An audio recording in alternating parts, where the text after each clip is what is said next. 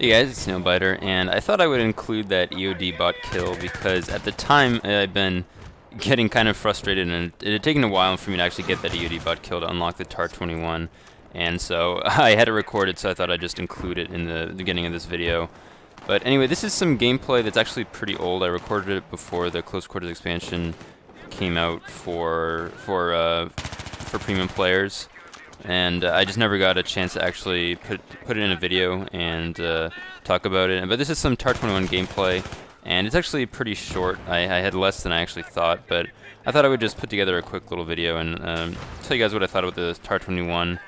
And this is the second engineer weapon that you unlock from the Close Quarters expansion if you don't have the Close Quarters expansion. And I forget what the other requirement is to get this unlocked, but obviously one of them is to get killed in the EOD bot. I'm not sure. I forget what the other requirement for completing that assignment is. But anyway, I think the MTAR-21 is probably second to the AUG-A3, my most favorite new weapon from the Close Quarters expansion. I'd put it up there with the AUG-A3. I like it a lot more than the ACWR. Even though it's a very fast-firing gun, and it's got a pretty high amount of recoil, so it's not a great gun at range. And I think in this video I might have only been using Foregrip. I know I think the setup that I would use with this gun is probably Foregrip and laser sight, because that will really make this gun really good at close ranges, which is where it excels. This is a pretty good close quarters weapon. It's good for those close quarters maps. I haven't really used it on them though. But just back to the setup, I think the laser sight is definitely a good attachment to use in that third slot, because it really maximizes your hip fire accuracy. And this weapon is such a fast fire rate anyway, and I don't think I even have it equipped in this video, but you can still tell that the hip fire on this gun is really effective. So that's probably a good attachment to use. And then I've got Foregrip in that second slot, just really for no particular reason. I mean, it reduces some of the recoil, I guess, so that is nice, and it makes it a little bit easier to get kills at sort of medium to long range. But this gun definitely isn't a long-range weapon.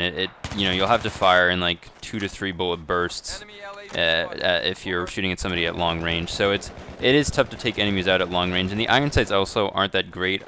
At least they block out a fair amount of your screen when you're shooting. Although I kind of like them actually for some reason. I just like I like the feel of the gun. It actually feels pretty light, and so I like the way it handles. And I just didn't really feel the need to put a scope on it, although the iron sights are a little weird, and especially when you're trying to shoot somebody at a longer distance, it can be somewhat difficult to keep your iron sights, or the iron sights right on them on target. But other than that, yeah, I think this is a pretty good weapon, and as I said before, it's probably my second favorite weapon that came with the Close Quarters expansion besides the AUG-A3. So it's definitely one that, even though it's tough to get unlocked with that EOD bot kill, it's definitely one that's worthwhile getting, and it's fun to use. It's definitely good for a run and gun play style and getting in people's face because it has such a fast fire rate. And so, as I mentioned before, it's really very good on some of those close quarters maps. Unfortunately, the engineer class just doesn't really make a whole lot of sense to use on those close quarters maps because there aren't any vehicles. But if you do want to use the engineer class, this weapon is very good on those maps, or it would work very well on those maps.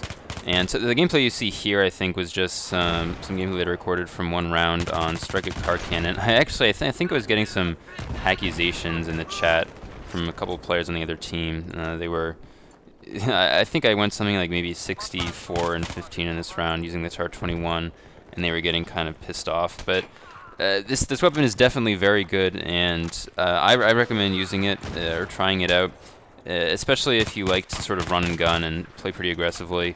It's got really good hip fire for that. So anyway, this is a pretty short video. I didn't have too much gameplay, but I hope you guys enjoyed the video. And I have some more Battlefield 3 videos soon. I've got a lot more gameplay to use. I've just kind of been slacking on making videos. So anyway, I hope you guys enjoyed this video. Thanks for watching, and I'll see you guys later.